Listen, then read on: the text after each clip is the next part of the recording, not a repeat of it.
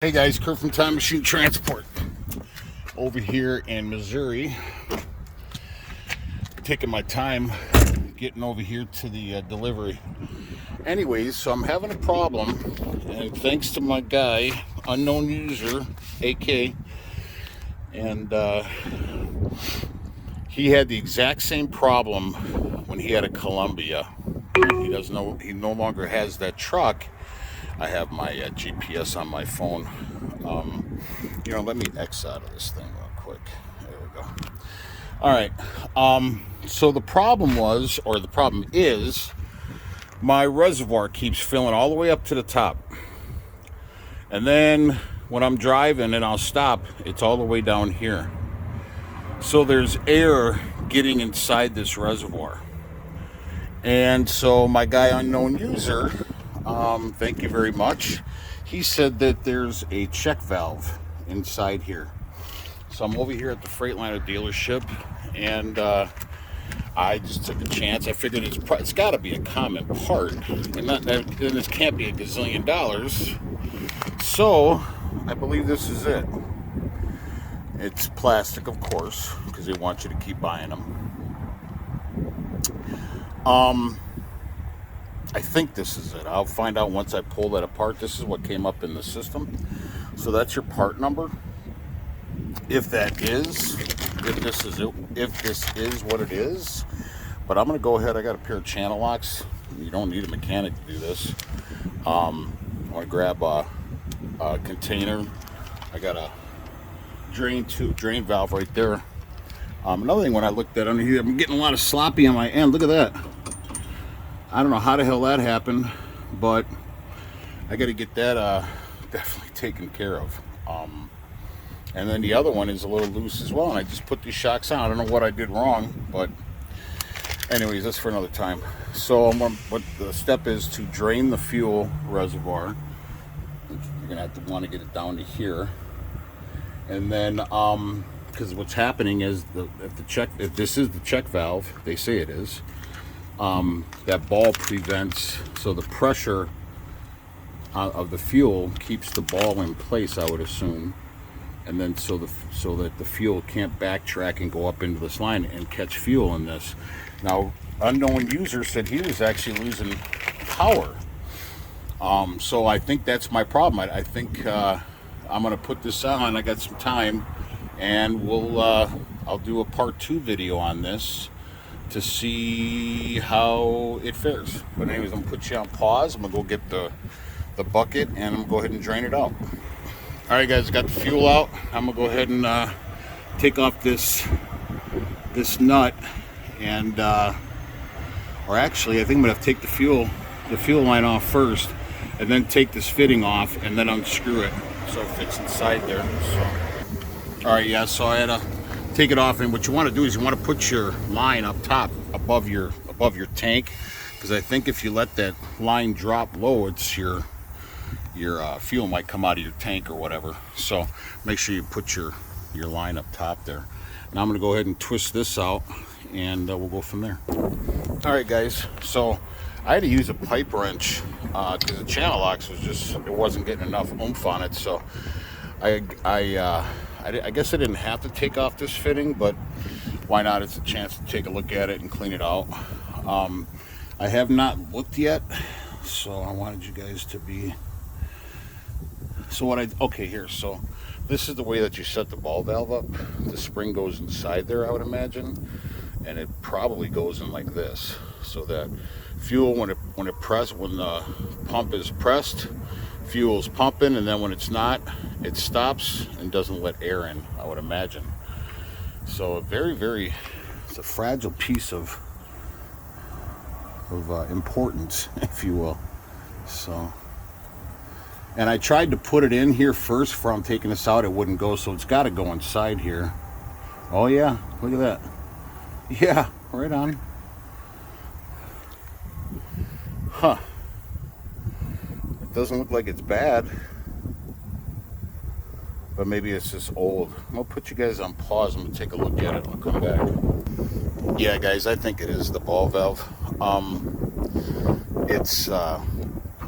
It immediately just popped right out, and I'm sure it's lost the seal and everything else. But how it goes on there, it actually clips onto your, I'll put it on, I'll show you. I'm not even showing you guys, but it clips right on there on the bottom part here. So yeah, I believe it is the ball valve. If it just falls straight out like that, I don't think it's doing its job anymore, but I could be wrong. So I'm gonna put you on pause, and then we'll put this bad boy on. Okay guys, so what you want to do is you really want to clean that pretty well. It's a special fitting, it looks like. So I'm going to clean it a little bit more, and then you're going to need some Teflon tape. I don't know if this kind of Teflon tape, I don't have any of the goop they put on there, that sealer stuff. I mean, I've used this before for fittings for my fuel pump and stuff, and I've never had it. Well, never, right, Jason Gilbert? I haven't had, I didn't see a leak when I used it, so this is all I have for right now. So you're going to definitely want to put it on the threads. So anyways, and like I said, make sure, but I think this thing is had it might be original to the truck for all I know. So but it's probably seen its better days. So I'm gonna put you on pause. I'm gonna clean up this fitting a little bit better so I don't have any of that stuff around there, and then I'm gonna put the ball valve on, show you how it goes. All right guys, I got it on there now. I cleaned it up a little bit. You can definitely see the spring on this. The other one wasn't doing this at all. It was just, I can't really do it one-handed. But so it does go like I thought it did. It would only make sense to go that way. So yeah, I mean, she doesn't. The other one was kind of loose in there, so I think unknown user definitely knows this stuff. He's been trucking for a while, so I'm gonna go ahead and put Teflon tape on this, clean this fitting up, put that in, and then put the fuel back in. Now guys, when you do stuff like this, don't be a slob, okay? Don't be a pig. Don't just drain your fuel on the ground. That's why they don't allow truckers to work on their stuff in certain lots, because some guys are pigs and some gals are pigs. So have a proper reservoir, not a little freaking water jug trying to get your fuel in there, because you're going to cause a mess and you're going to make a bad name for all of us. So please don't do that, guys. Have something nice to put it in and be respectful, okay? So I'm going to go ahead and put the stuff on here, and then we'll see how she goes.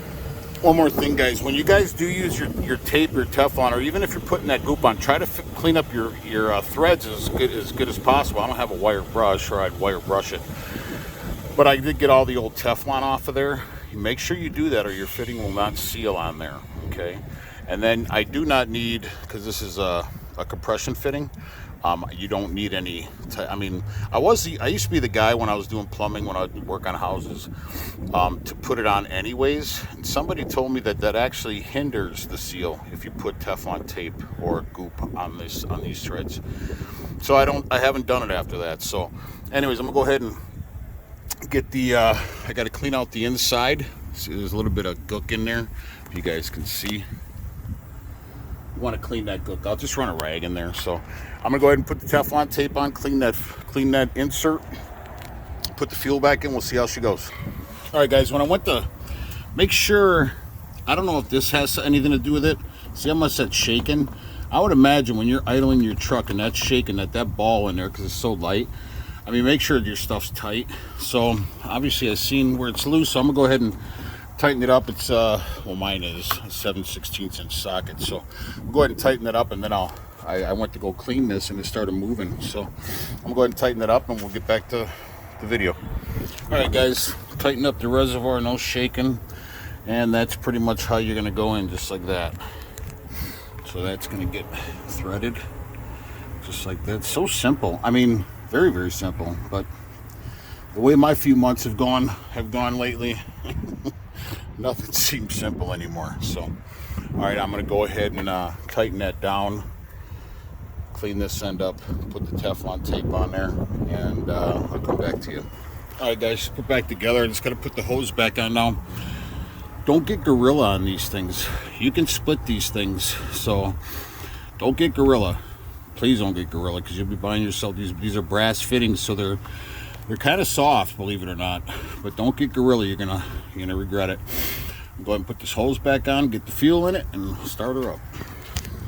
All right, guys, truck started up. Still got air in there. I'm just wondering if there's just that much air in the system. But I hit the accelerator, and she sounds better. I mean, no smoke at all.